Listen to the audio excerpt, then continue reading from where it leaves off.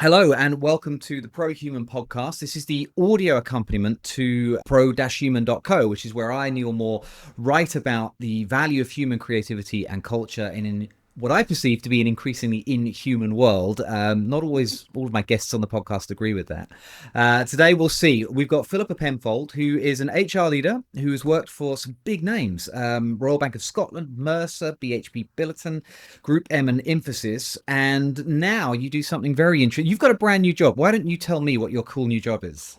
I do. My new job is Responsible AI and Data Science Manager with Elsevier based in London. So quite Wow. a transition from the HR world. So should I take it then from the opening of the conversation that you are pro AI? We're going to end up in 50 cuffs about AI. Uh, let's say I take a cautious, careful approach to AI. I love tech. I have a personal appreciation of the fun it can have we can have with it, but I guess with the professional hat on, I'm also cautious and careful about the harm that it could do based on the decisions that we make about how we use it. Okay. Now, the reason that I wanted to talk to you is you did some posts on LinkedIn that I thought were interesting because you were sort of an advocate for AI in the HR profession, and yet you posted a couple of articles that were quite scathing about the use of AI in HR. So, what is the connection between AI and HR in your career? Yeah. So my career with HR started, actually I don't even know where it started, to be honest. My earliest memory is 2012, and it just uh I got to the point where my curiosity was so strong that I had no choice but to fall down the rabbit hole. And the rabbit hole was the AI ethics rabbit hole. That was about Mm. 2018. Before then, I had worked with HR tech implementations in corporates and played around in the HR tech startups area. But my take on AI, even coming out of implementing HR tech, I wasn't a proponent, let's say. I wasn't supportive of the idea of turning all HR tech into AI. What I'm most interested in is this interaction of humans with artificial intelligence. In fact, it wasn't until I was interested in AI that I became what I would now call a humanistic business person. When I was in HR, Okay. I was very much not. Say, I was never Seems the warm, ironic. fuzzy, singing "Kumbaya" kind of HR person, not at all. But when I learned more I learned about AI, the more I realized we could be doing harm, undermining human well-being, hampering human flourishing, and do some really nasty things to human beings, not intentionally. We seem to have this idea, whether it's dystopian or utopian, that we are doing these intentionally. I don't think we are. My interest today is when we're bringing these together, what are the design principles to bring them together, humans and AI, in the workplace in such a way that it is both good for business and good for human beings? Um, we don't know. We don't know the Yes. answers to that. These are new questions. So a lot of the articles that I write, it actually linked to what I spend my sounds so boring. What I spend my off time doing, which is reading scientific papers on the impact of AI on human beings in the workplace. So we're seeing things around algorithmic management, the way AI is being used to make decisions, to evaluate people. And we all know that tools in the workplace, AI tools do this. But Mm. what is the true impact on this? Is it a positive one? Is it a negative one? I so the article I know you reached out to me on about the pro-social motivation.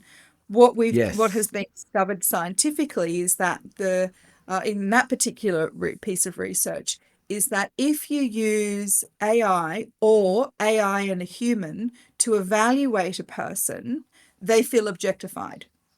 And if you feel objectified, you are less likely to be motivated to help other people. So, that's what pro-social motivation is in simple terms. You are motivated to help other people. And we know in the workplace that's a really important part of our job, of being part of a network, of a community, that we help other people and that we're helped by others.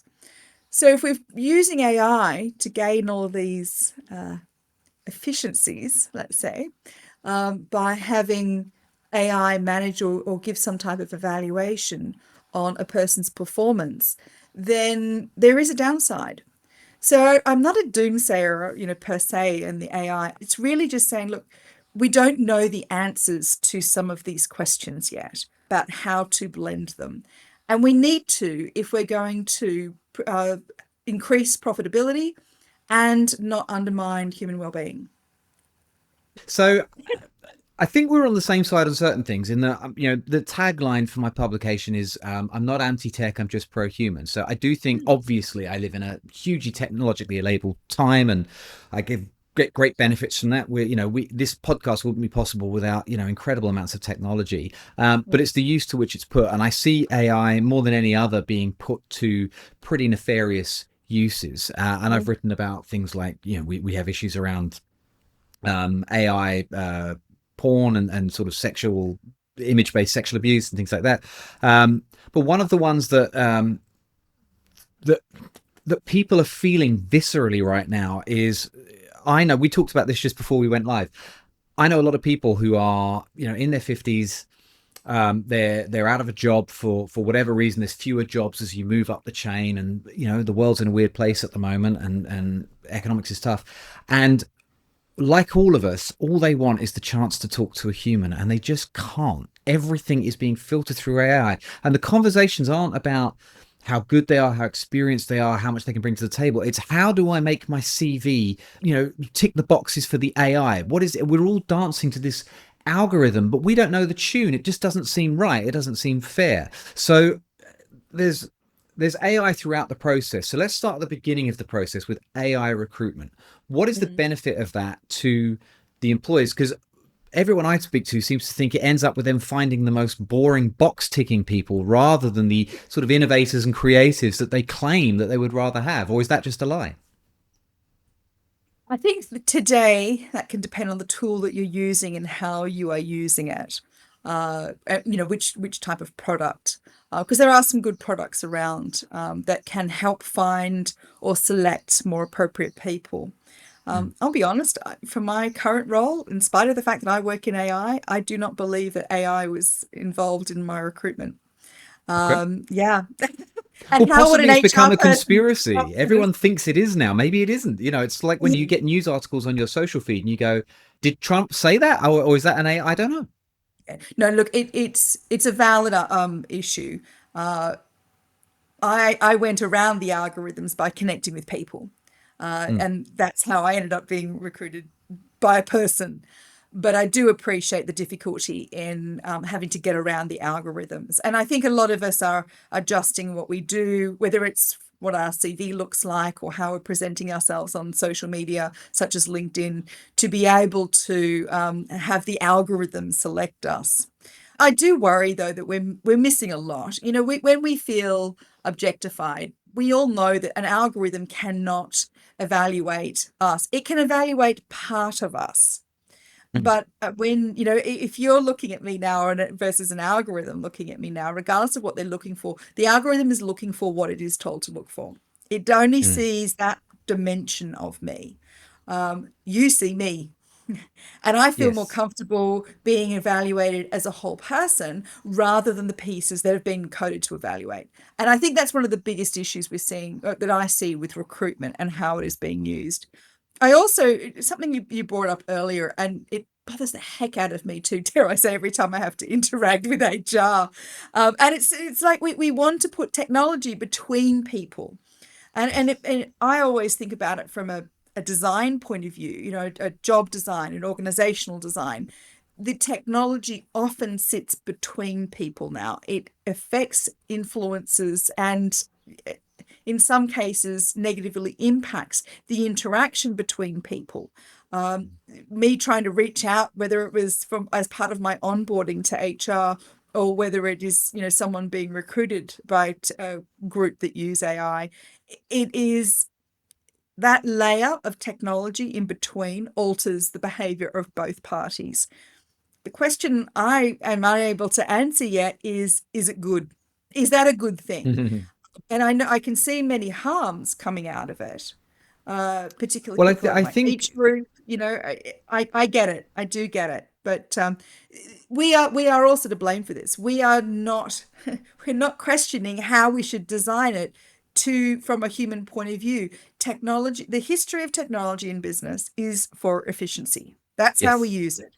Reduce cost, achieve efficiency, save cost, therefore increase profitability. And unfortunately, AI is still being used much like this, despite being a very different instrument to the old SAPs and PeopleSofts and so forth of the day. But you're right about technology between people. This isn't just an AI thing. This started years ago. It got me thinking about an old boss of mine. 15, 20 years ago, who, if you sent him an email, he would look up from his desk and go, I'm sitting here. I'm in front of you. What are you doing? And now you have when I go into my clients' offices, you have rows of people. They're IMing each other. They're sitting next to each other. You could hear a pin drop in the office. And then they worry about the culture of the organization. You go, well, you'd have a bit of culture if people would stand up and talk to each other. But I'm starting to sound like Grandpa Simpson, sort of ranting at the clouds now. So you're right. So you talked earlier about the objectification of people, and you're right. I feel like if an AI is assessing me, it's taking me apart. And my CV, I don't have a great CV. My CV is not technically what you're looking for. I don't have a degree, although I'm a prolific reader and have advised some quite big companies and done a lot. I am. One of my clients once told me. She flew me over to Manila for a job, and I wasn't quite sure what I was there for, and I felt a bit weird. I was like, what do you want? I want to get at the end of this, you spent some money, I want to give you something. What do you want? And I kept on badgering her with this question over several days, and at the end of it, she said, Neil, I just want you in rooms. You're good in rooms. You get your interest, you get people talking. I was like, great, that's amazing. She wanted to pay me for that, but I'm like, but that doesn't fit on a CV. So what are the things we're missing? Who's going to struggle most getting through these AI systems, and what could they do about it? I guess it depends on what the system is being designed to look for. And if we're not looking for that, and we cannot capture it, I know what you mean around people getting people, reading rooms, reading people, and altering how we respond by being able to read what we're seeing in front of us, how humans are responding to what they're getting, receiving, hearing, and so forth, processing. I'm sure eventually we will find a way that the artificial intelligence is able to make that assessment. I don't know that we're there yet. And we will only get there if people want to find it.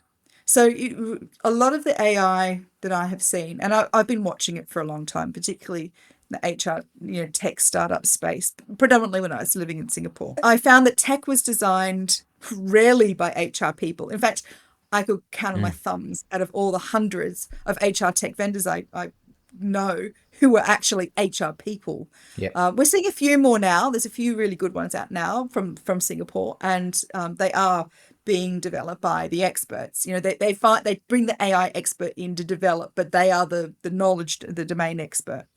And I think that is a much better approach to the development.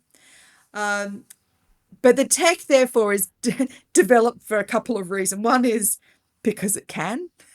There's a great tagline that we think we can sell something. Often they are solutions looking for problems rather than a tool that has been developed to solve a problem. A lot of them didn't understand the problems. HR don't know what they're buying. We're much better now, but when I started a decade ago, we had no idea what we're buying at all. When it came to AI, and I know when I started trying to learn about AI, and I would go to vendors, I'd ask vendors, they'd make you feel stupid. Like, you shouldn't be asking this question. I discovered later it's because most of them cannot answer the questions I was asking. So we need to remember what is shaping the market, what is shaping the tools that are out there. The people who want to be evaluated as a whole person, we're not developing the tools. We're not buying the tools. We're not creating the tools. We're not selecting the tools. We're just hoping to be affected in a certain way by the tools. But you see, that brings So me we to need this to point. understand that entire ecosystem to really answer your question. But we say that in business, by and large, every decision is made, to increase efficiency, which will increase profitability. But At a macro level, no technology has ever required more money. It's been more expensive in the history of the world than AI.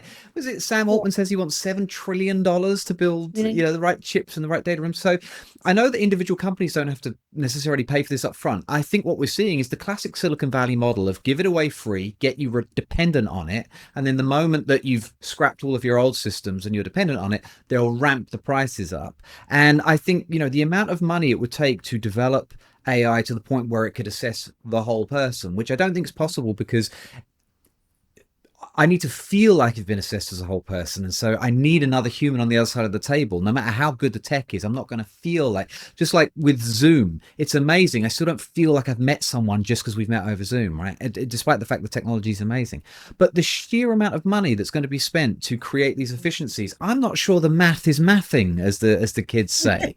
And the transformational process, I mean, digital transformation, and now we're going through AI transformation. I mean, companies have to shift millions to do this. And part of me just goes, or you could just put two people in a room together and talk to each other.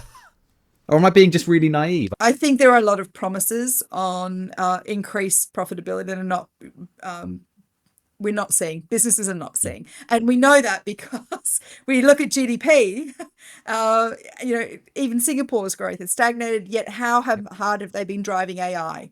How many companies have adopted something that was, in theory, supposed to achieve this competitive advantage? Well, there's And this new on the theory bottom or this line. new word that's entered the sort of business lexicon, which is abundance. People are now talking about abundance. There's going to be abundance of opportunity, abundance of wealth. Well, if that's the case, why does everyone I speak to at the moment feel like they're poorer than they were 5 years ago and poorer than they were 5 years before that? Um, Yeah, again, the math isn't mathing. I think no, I I think agree. there probably is abundance to be had, but I don't honestly believe that that's going to make its way to the majority of people. And so this brings me I to think my next it's a question. distribution of the abundance that is the Yes, that's issue. the Not issue. necessarily the abundance, but the distribution of it. Yes. I have a sneaking suspicion that one of the reasons companies are so keen to adopt AI is yes to hire people, but also to get rid of people. Are my instincts right on that? Is that one of the efficiencies they're really looking for, is to use it to get rid of people? I'll be honest, most of my career in HR, which was what, nearly 20 years pre AI, that was the topic of conversation independently of the technology. Mm. Humans are a high cost. Anything that we can do to reduce cost is good for business, is good for our shareholders. So that's what we want to do. Uh, I know Hmm. it sounds harsh, but that is Well, the reality. I think we're seeing a ramped up evolution of different types of job families and job types and job descriptions. mm. What goes into a person's job because of the tools they now have at their disposal and because of what the company has chosen, which goes back to the original topic I was talking about how we blend these two things. But the goal of business in my entire career has always been reduce cost, and But there people was a are a there was a time when companies were sort of proud of the number of people they employed and the number of families they supported. They would say, we've employed X 100,000 worldwide, and even you go back to the sort of the Victorian times, which were a little bit grim, I agree, but there was a sort of duty of care, a sense of yeah. welfare that they built homes for people. Protestant factory owners built schools and churches, things like that. It just feels like um, possibly when we went from personnel to human resource, we got downgraded from sort of people to components.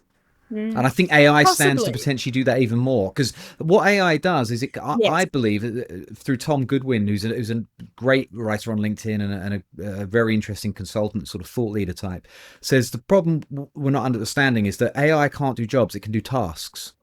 A Hmm. job is not a series of tasks. A job is about deciding on the task, what tasks need to be done and how and what impact they're going to have. I feel like we're being reduced from people who have jobs to task providers, and if that Yeah. task can be replaced, and it all seems quite misanthropic to me. I understand the shareholder supremacy, but if we're not building companies in part to create good jobs and support people with good lives, I'm not 100% sure Yeah, look, what the motivation is. All these companies telling me they've got purpose, but if your purpose is to get rid of people and maximize shareholder value, is that a reason to go to work every day? well, no. I think, look, a couple of things that come into this. First of all, I think the shareholder primacy era is over. And in my view, not before time. I Wow, think, when you were talking about that, I had Gordon Gecko. you know, green is I remember good. the old 80s, early 90s, sort of Hollywood, all about mergers and acquisitions and the conglomerates, making the money at all costs.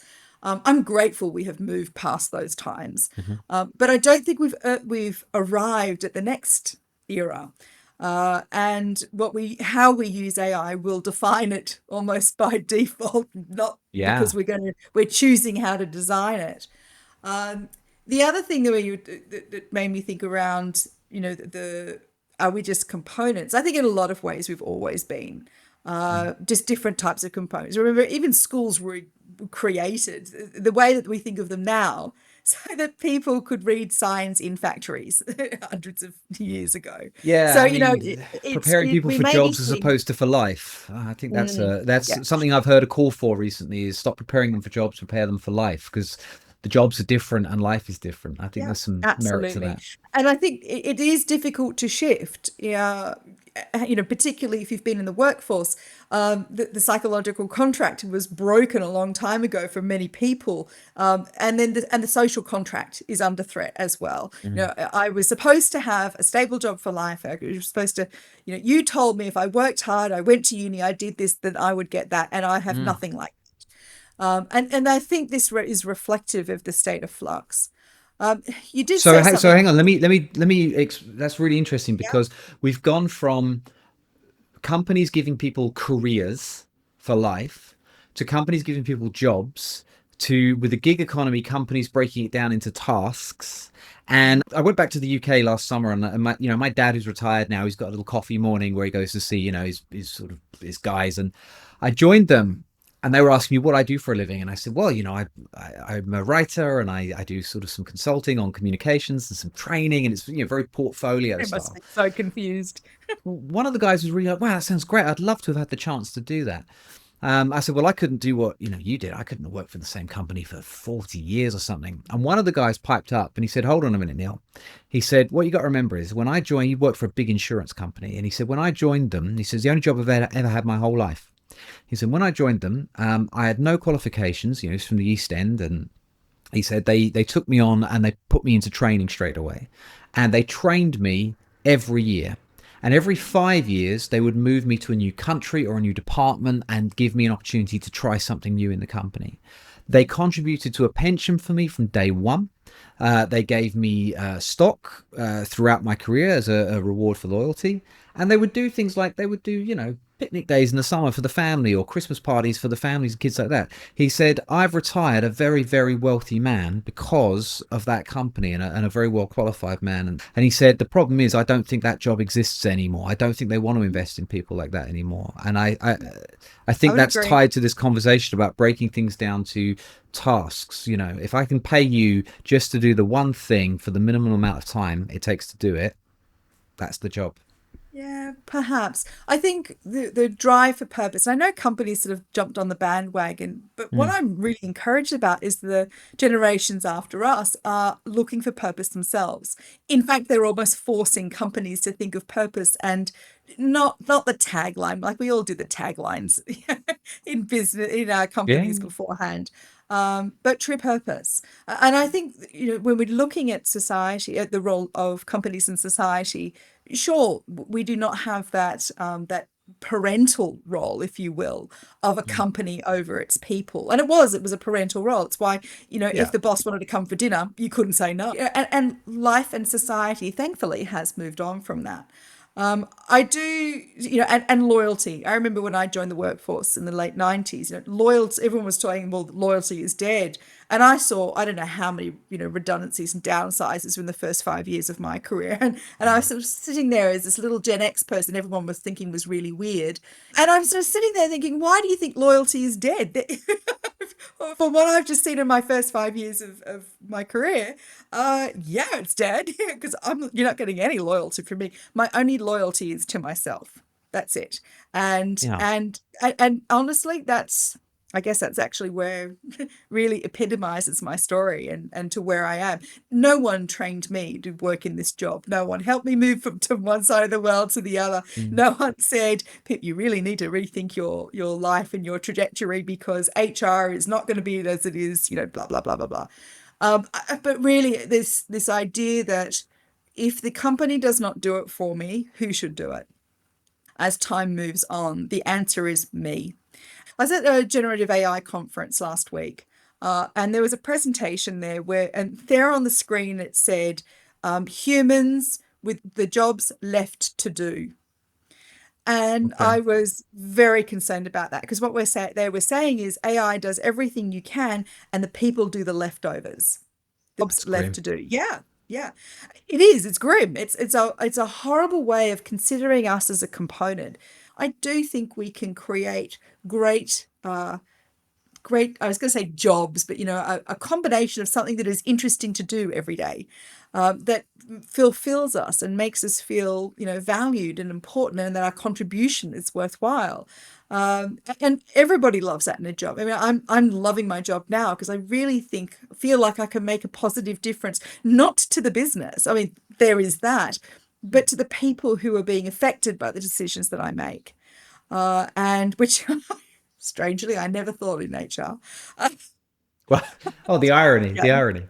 I I mean, know, I know, I it's love the fact crazy. that you've gotten yourself to this point, and I hear this a lot, this sort of tough love argument of well, life doesn't owe you anything, and you got to hustle and you got to make it happen. I'm like, yeah, and it's great. Look at me with holding all the cards here. I'm a straight white middle aged male, born speaking English in a developed country, and I happen to have an entrepreneurial bent. Good for me. Mhm, But what annoys me is that for these companies that talked about purpose, one of their other favorite buzzwords is diversity. Now, I've mhm. always thought this was horseshit because it's optics, but it's not. It's not really diversity in its heart. Class diversity, educational diversity, political diversity. They want a bunch of people who sort of think the same things and are educated to the same level. And I guess my point here is that um, it, if we want diversity, it means we need lots of different people, and not everybody's entrepreneurial, not everybody's a self-starter, and that's okay. But they have a role in society as well. Human beings are different. We can't judge. We can't say look at Arnold Schwarzenegger, who was born in Hungary in the middle of a famine under Nazi occupation, and he became the governor of California. Well, good for him. What the Mm. fuck's that got to do with me? Do you know what I mean? Yeah, I feel yeah. like there's an overestimation that everybody has to somehow be born with the same talents or the same tools to achieve this. And Mhm. um, I have, but I worry about those who haven't. They deserve an opportunity as well. I agree. I agree. Look, this is one reason I'm very pleased I moved to the UK. I live in a very diverse society here in every way, shape, and form, and it really reflects that the society where you are currently based and where I used to live, perhaps not so much. It's certainly not embraced and supported. It is, yeah. We're getting better. We're getting better, but it's still a challenge. But I Worry wonder about if the AI is going to enhance dangerous that of AI. monoculture. Yeah, Sorry. yeah, I do. But you know what? I think it may do it at scale, to a scale that we have not seen before, and I think that's problematic. But I think we've Mm. always done it. I mean, I don't know about you, but I fit myself into a box in corporate that I needed to survive. Was it ever purely me?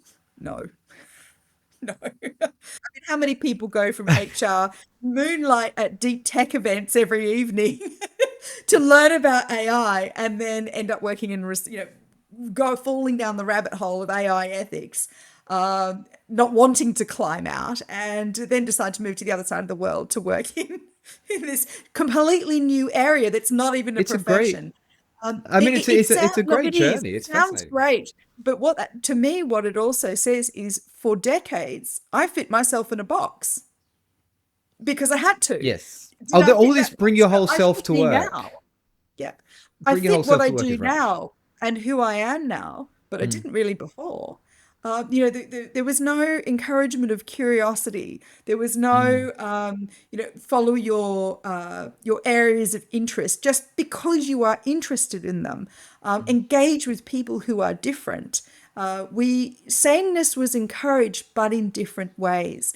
So I do appreciate your point that we're going to see a increase of that because of AI, and that we can therefore encourage sameness now at a different scale and to a different degree yes. than we're used to. But I'm not so sure that it is so different. I think we always struggled to embrace the diversity of everybody in their workplace. The Yeah. scale's an interesting one because I always say, with AI content and things like that, AI is focused on what works, not what's unique or different or interesting. So Mm. everything starts to tend towards the same. They go, well, this is what works, but that has another impact, which is it accelerates the death of trends. So Yeah. what works gets saturated and then goes Mm. again. So these are the perhaps unintended consequences of having access to this sort of scale of stuff. But to your point, I worked for the Disney Corporation 25 years ago. Went from there to small business, felt much more comfortable, and then started working on my own about 16 years ago, or running my own businesses. And I tried going back for a proper job, for 7 months about 6 years ago, and I mean I was having anxiety attacks in the bathroom just trying to fit myself into the model. So yeah, I'm definitely not built for that, but I'm glad you found the place where you feel comfortable and feel like you can be yourself, because I've Yeah. had that Yeah, horrible look, the constricting corporate feeling. definitely. I fit corporate, I'm happy to say, but it's really around the job, the creativity of the job versus um, in HR, a lot of it, there wasn't as much opportunity for creativity Mm, or creative problem solving. There weren't, it was complicated, but it wasn't complex. I love mm, complexity. I love questions. I love coming up with the questions as well as having to think about and create the answers. I'm comfortable doing that in a corporate space, and that's, I guess, why I'm happy where I am. But I think that that sameness is a problem. I am concerned about it and how, mm, you know. Let me just remind everyone again. I and where I am was not recruited by AI. Would I have been recruited by AI? I don't know. I don't think I would have been, to be mm. honest. If we're using AI. I don't think I would have got past the algorithms. I really don't. Yeah, good point. Which All is right, so let which me is let me ask you to do some creative problem solving then. So Mhm. for all my, I get called a Luddite and a fearmonger and all these terrible things. And I admit that up until this point, new technologies have got rid of old jobs, but by and large created way more new jobs, because look, we've got 8 billion people on the planet now, and lots of them have jobs that didn't exist, 20 years ago. What do you think might be the new jobs that bringing in AI might create for us? I'm doing one. So go on, Responsible AI didn't even describe exist. again your job, your Okay, cool so title. let me talk about the profession a little bit. Well, Mm, it's not a profession yet. It's really only existed since Gen AI came on the scene and people started using it as a term. It combines sort of governance with AI ethics, and there are many paths into it. And I think this is the nice thing about a lot of the new and emerging jobs in the space. People can fall into them, or not necessarily by accident, but you don't know what skill sets you have that can be leveraged. Maybe mm, that's what people need, is understanding where they can apply the skills that they have from the traditional jobs of old that they've held. How can they be leveraged? I'm using experience from risk management and governance and that I learned in banking. I'm using sort of change management and organizational development, the people stuff more than more than anything else. Particularly talking to data scientists and engineers who I engage with on a daily basis. Fundamentally, my job is to ensure that AI is used responsibly. How do mhm. we define responsibly? Each company is slightly different. My organization has some stated principles, and that's a great place for any organization to start. But Did it exist 5 years ago? No. I remember having a chat with my mum saying, I'm sorry, mum, but I'm not that anymore. I don't quite know what I'm becoming. And I was indirectly telling her I was becoming this thing that I am now that we didn't know existed. Yeah, didn't have a name for. So, yeah, look, it's the uncertainty is really difficult to live Yeah. with. I'll be honest. When you feel yourself sort of moving away, and I know there are so many people in this position where you know you are no longer what you were. You can hang on to it, but you know you're not going to get a job in the you who was Yeah. yesterday. But Did you're you see not the that Gen you X you will article in the New be. York Times? It's gone That's hugely viral about Gen X jobs that just don't exist anymore, and yeah, what we're supposed to do about it. yeah, But you've done exactly what they sort of advise. I mean, the way that you have not been too sentimental about the past and gone, well, it ain't there anymore, so I gotta find something else to do, and you happen to have an interest. But I think we yeah. can't afford to I was just be lucky. too sentimental. No, look, it's not that. People say, oh, I need to completely reinvent, like my past is useless. There is absolutely nothing about my past that is useless to what I'm doing now. Like Mm. every bit of experience that I had in HR and in the transition period is irrelevant. So, and I guess that's one thing I would really encourage people to think about when they are on this precipice of reinvention. And I guess for our generation, it's retirement or reinvention. They are the options. Yep. And I mentioned to you, my almost forced retirement with COVID. I'm like, yeah, no, I'm not ready for that. Long, long way off that. Uh, so reinvention is the only option. Remember that you are not starting from zero. We Yes. started from zero in our 20s, guys. We are not 20 anymore. So therefore, we're not starting from zero. Everything that has gone before is of value. Our challenge is to work out where we can share that to create value elsewhere and hopefully in our pay packet. So So I it's not a agree. leave it behind and create something new. It is building on something that already exists. And that is good. Just because it doesn't exist anymore does not mean it was not good. So I agree with one caveat, which is you're absolutely Mm, right. I've always said you've got to work out what makes you a unique value proposition. So I've got this background in, I was trained originally as an actor, then as a journalist. How can I can combine these two things to do something that's unique to me? So one of the things I do is communications training, speaker training, because actor, journalist, that's kind of interesting, right? It's a unique mix. The issue is that those kinds of very interesting combinations of skills are exactly mm. what doesn't get past an AI recruiting I know. process I because know. it's not And, predictable, and it's not linear. And for me, that's exactly it is my Mm. combination of skills and experience that I can leverage in this role that makes me valuable to, to being able to create value for the organization. That's Um, great and, advice. and I'm going to ask one more go question on, and then we're going to close go it, on. which is um, combining your past in HR, your AI ethics, and your what you've been writing about lately, which is looking about the way that we're applying AI in the workplace. What is it you think employers should be doing to, assuming that they are actually going to invest in their staff, which maybe is not so popular as it used to be? What do you think they should be doing to prepare employees for AI in the workplace? Yeah. Look, the first thing is don't make false promises. And we don't need the Mm. scare tactics either. But look, ask them. Different people need different things. Some people might need more personal development opportunities to go out and, try something different or network in a different group. A lateral move internally can work for some people or being redeployed on different projects.